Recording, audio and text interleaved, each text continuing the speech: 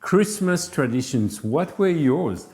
Yeah, close your eyes and think about, was it like the hot chocolate, like going to the Christmas market, Decorating the tree. making cookies? With the old candles, they were real Oh, candles. wow. And Yeah, you in were always, Switzerland, yeah. yes. And you had to be very careful because you don't want to burn down your Yeah, house. there were always like in the news, like fires that started because of those Christmas candles. But like those traditions really spark memory in us, if you think about your own that you had with your family.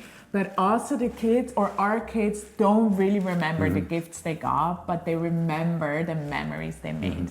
And if you don't have any tradition yet, you may be a new family where you didn't have tradition in your own home, it's never too late to start. Yeah. This is why we're putting this video before Christmas. So be challenged today Yeah. and be creative and start your own traditions. And tradition, they are amazing because they anchor the family. Yeah, because we really have this sense of belonging. Kids know that this is our family and this is what we do, and they instantly feel connected. And that's why we love to hear about other families and what they do, because it brings it's also intimately to see what every family does. And we can steal some, we wouldn't call steal, we can borrow some, we can take some from each other and create some new ones. So today we're gonna talk about 10 Christmas traditions. Number one, visit a Christmas market. Yeah. Something I didn't do as a child with my parents. I guess they didn't exist 50 years ago, I don't know. But nowadays, every major city has a Christmas market. Yeah. And we usually went there when they turned on the Christmas lights. There was like a singing Christmas tree with kids from the neighboring schools that came. We always bought chestnuts, roasted chestnuts, that I find a bit overpriced in Switzerland, but that was the time we got them. We had hot mullet wine. We walked around like heavily, like with hats and like gloves and everything, because it usually was cold. Yeah, and usually we will finish, if everything went well, with a ride on the fair. Number two, Christmas movie nights. I come from a more classical Swiss family, which we didn't have this. Yeah. But I think as an American, this is something that is, I love it. Yeah, and I think we love it too, because Americans really do traditions well. And we watched every year the same Christmas movie, and even though we knew exactly what happened, it's just the anticipation of sitting on the couch Having with the warm popcorns. socks, popcorn, like a special drink that we didn't have, and just watch that movie as a family. Number three, family feast together, which is usually around food. Yeah. And a lot of times there's maybe the mom in the kitchen, but we like spiced it up a little bit and had everybody help. And what we ate on our special Christmas was always something different, but a lot of little snacks. And we like put a picnic blanket on the floor. We had all of the snacks everywhere that we've prepared, and the kids were cutting. And we're sitting on the floor with a lot of candles and eating that, because that took a little bit more time. Even the preparation takes time, especially with the small kids. Yes. But they love to help and be a part of it. So include them and don't do it all on your own. And of course, sitting on the floor was a seasonal thing. Yeah. It's something we don't do anymore, which, by the way, could bring some sparks sometimes. We could do it again. But of course, now we sit on the table, but it doesn't change the idea of preparing that meal together. I think that was kind of the highlight, and it's still a highlight today. And it's just about being a bit more creative. What could we do to change up? We always eat at the table. And kids love the unusual, and for making the unusual a tradition. So they look forward to that too. Let's make a fire this year and eat outside. I think this could be nice. Yeah, especially for the ones that are always freezing. We'll see if we'll do that. Number four, bake Christmas cookies. And I think this is something we've done as a family, but also one tradition that we had for many years. We will go to someone else, another family, and we'll do the Christmas cookies together. We did it with like a group of friends where everybody brought their special dough, and then we went home with like 10 different cookies, but just like made one dough. And what we do a lot, like when I grew up, we usually made American cookies, which I grew up on Christmas American cookies, but here with our kids, we usually do the Swiss cookies, and then every year I try a recipe from a different country, because that's like a part of our tradition at home, to just like learn about different cultures. Yeah. And that's also a fun way to be like, hey, let's make a cookie from Brazil or a cookie from another country, and be like just a taste, and it connects us like instantly, also with the culture or the country. Number 5, Christmas treasure hunt, and I have to say I have no idea what it is. Yeah, we did that growing up. Like, we didn't have the gifts under the tree, but my parents the night before hid all the gifts. That's really cool. So in the morning, we were at the anticipation of not just opening up the gifts, but going to look for them first. So that was a tradition we loved. I love it. Number 6, give beyond your family. And I think Christmas time, actually the entire year, but Christmas time especially, it's great to speak about generosity. And that's one of our family goals. So to integrate that in Christmas is very important to us. And we supported like an organization that that sent Christmas gifts to Romanian kids. And we went shopping with the kids for the gifts, and then packed them and really nicely put a bow on them. And usually after Christmas, they send like a little clip how they distribute those gift boxes. And it was really a touching time for us to see that those Romanian kids, they wanted like shampoo, soap, toothpaste, had our kids shocked, but also showed them those necessities is what they don't have. So it shows generosity, but also that just like the need of other people. And it was very important for to integrate that in our family tradition.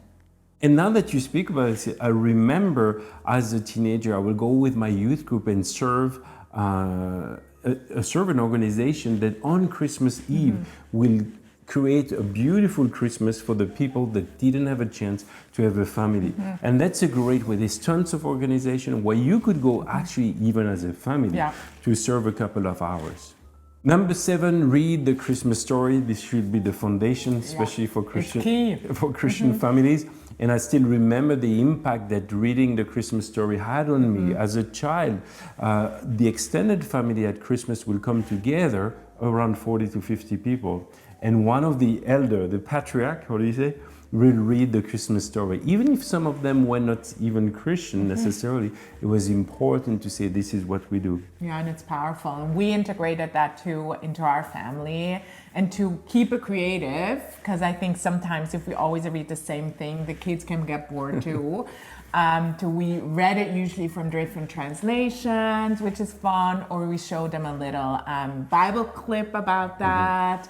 Or nowadays, there's even the audio Bible. We could listen it in different languages with the different tone of voice that I love always. It's like, so even that you can bring in to just like spice it up, change it up a little bit, so the kids know this is a part of it, but you bring different ways maybe every year. Exactly.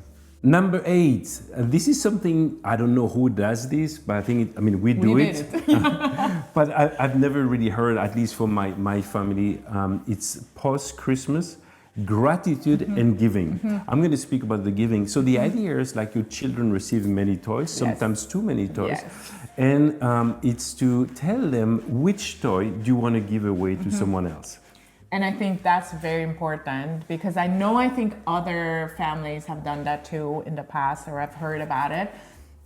And it's a balance. Yeah. You can force your kids to give something away because they got it, and that's the wrong way. And we're not saying give what you just received. No.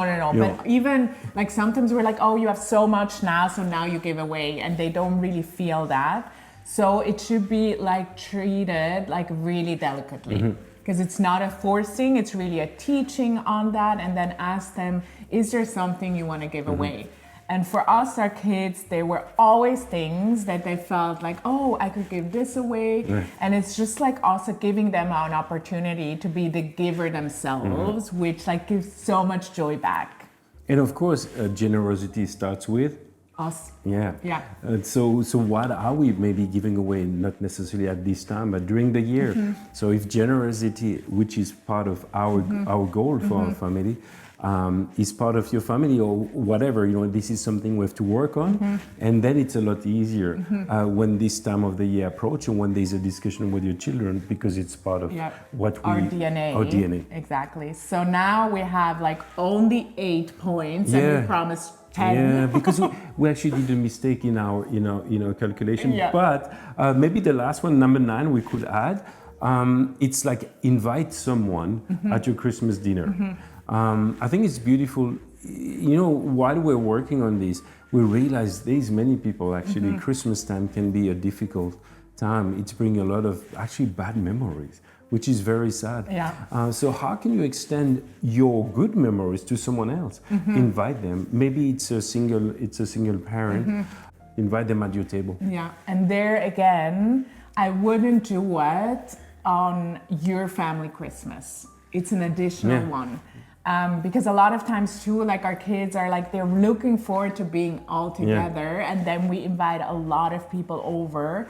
So it's more like an additional celebration that makes sense. Where our kids see the need and they're opening their home, but they're not missing out on our family Christmas.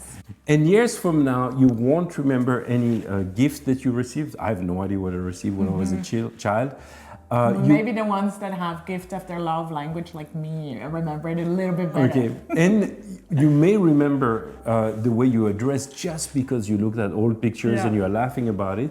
But what will remain is actually the connection, and the memories that we have. And while talking now, we did have a number 10 that just came to my mind. What we did as a family on the 26th. Early in the morning, we drove up a little mountain village in Switzerland and slept one night in a youth hostel. Bulk beds. No, it was all on the floor, mattresses on the floor. Even worse. And we were sleeping all together in there. It was freezing cold. There was nobody in the youth hostel because nobody would be there on the 26th. So we brought our little laptop. We usually watched a little movie. The kids loved it because we all slept in the same room. The next day we went sledging or skiing, and then we drove down the mountain again. And it was funny because as we were driving down, we're the only ones driving down because all of the cars came driving up for their winter break and for their skiing break. So that was something we did, and we had so much fun in doing it. So maybe like one of those traditions, you were like, oh wow, we could integrate that, or it just made you think about what you could add. And we're sure you have a lot of good ideas as well. I just thought about one that we didn't really do now we have 11. The last couple of years because we've been traveling too much, but it's actually decorating the Christmas tree. Yeah, true. That's a good one too. Yeah, we haven't done it for a long time. Maybe we could restart.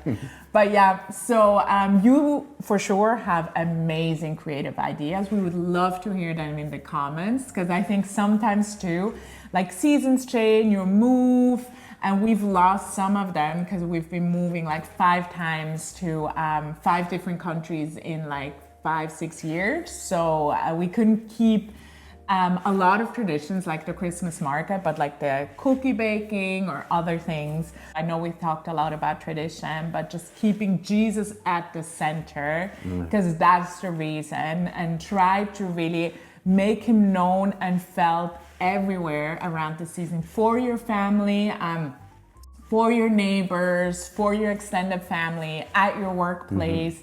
Let's not forget the most important. See you next week. Until then, bye.